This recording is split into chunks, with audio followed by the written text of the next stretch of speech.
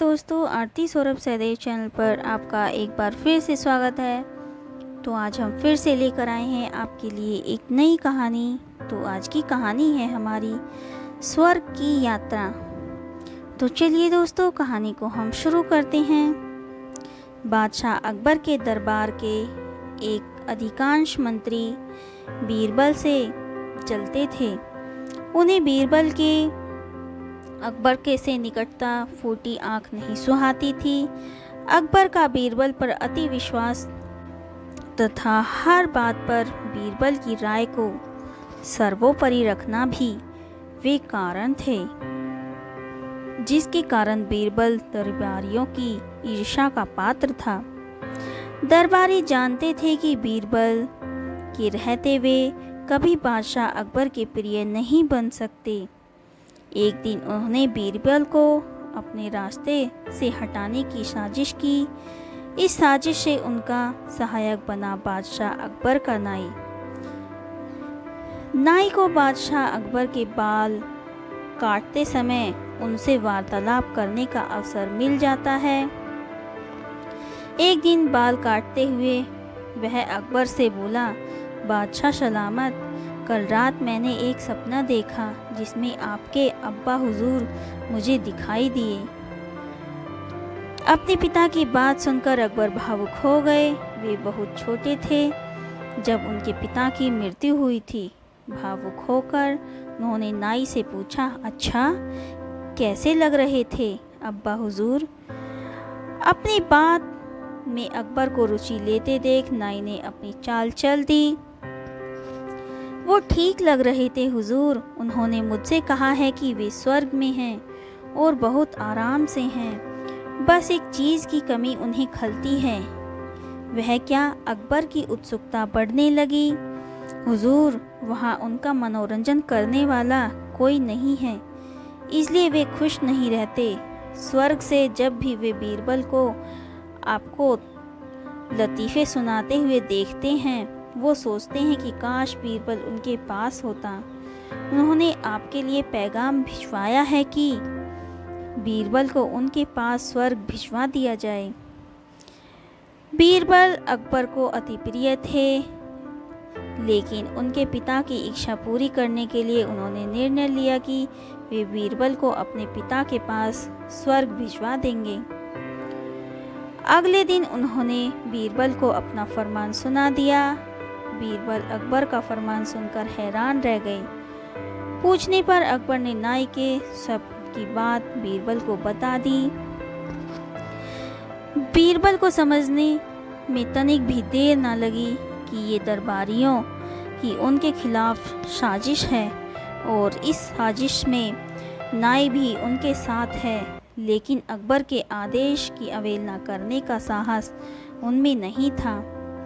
वह स्वर्ग जाने को तैयार हो गया, लेकिन उनके पहले अपने परिवार के साथ समय व्यतीत करने के लिए उसने कुछ दिन का समय मांग लिया। घर पहुंचकर उसने सारी बात अपनी पत्नी को बताई, जिसे सुनकर वह चिंतित हो गई। लेकिन बीरबल इस विपत्ति से निकलने की एक योजना बना चुका था। योजना अनुसार अपनी पत्नी के साथ मिलकर उसने अपने घर के आंगन में एक कब्र खोद ली। साथ ही उस कब्र के भीतर से अपने शयन कक्ष को जाती एक सुरंग भी निकाल ली। कुछ दिनों तक घर पर रहने के बाद बीरबल अकबर से मिला।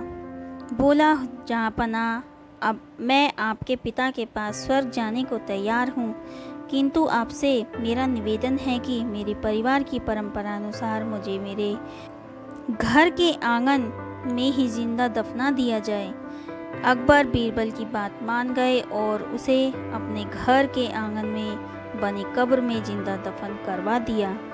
योजना अनुसार बीरबल कब्र से लगी सुरंग से होते हुए अपने घर आ गया। उसके बाद 2 महीने तक वह घर पर ही छुपकर रहा। 2 महीने बाद वो अकबर के दरबार में पहुंचा। सारे दरबारी उसे देखकर हैरान थे। बीरबल के बाल और दाढ़ी बड़ी हुई थी और वह बड़ा ही विचित्र नजर आ रहा था। उसे इस अवस्था में अपने सामने देख अकबर ने पूछा, बीरबल तुम वापस आ गए? हमें बताओ हमारे अब्बा हुजूर कैसे हैं और तुमने अपनी ये कैसी हालत बना ली है? सब ठीक तो है? जी जहाँपनाह, स्वर्ग में सब ठीक है। मैं आपके पिताजी से मिला और उन्हें खूब सारे लतीफ़े सुनाकर उनका मनोरंजन भी किया। आपके पिता खुश भी बहुत हुए, लेकिन बीरबल के कहना जारी रखा, स्वर्ग में नाई का ना होना एक बड़ी समस्या है, इसलिए तो मेरे बाल बढ़ गए हैं और दाढ़ी भी। आपके पिताजी के बालों और दाढ़ी की हालत तो मुझसे भी बुरी है, इसलिए उन्होंने स्वर्ग में आपके नाई को भिजवा देने का पैगाम भेजा है। इत्तेफाक से नाई भी उस दिन वहीं था। बीरबल की बात सुनकर उसकी सिट्टी पिट्टी गुम हो गई।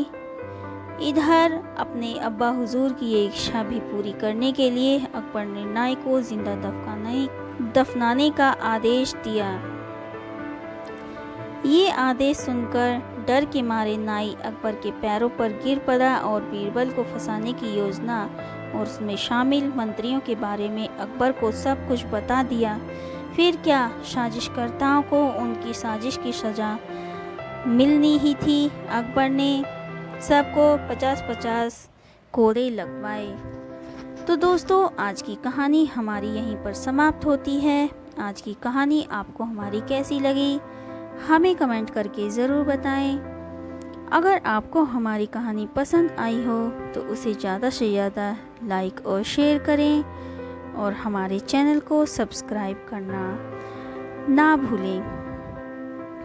धन्यवाद।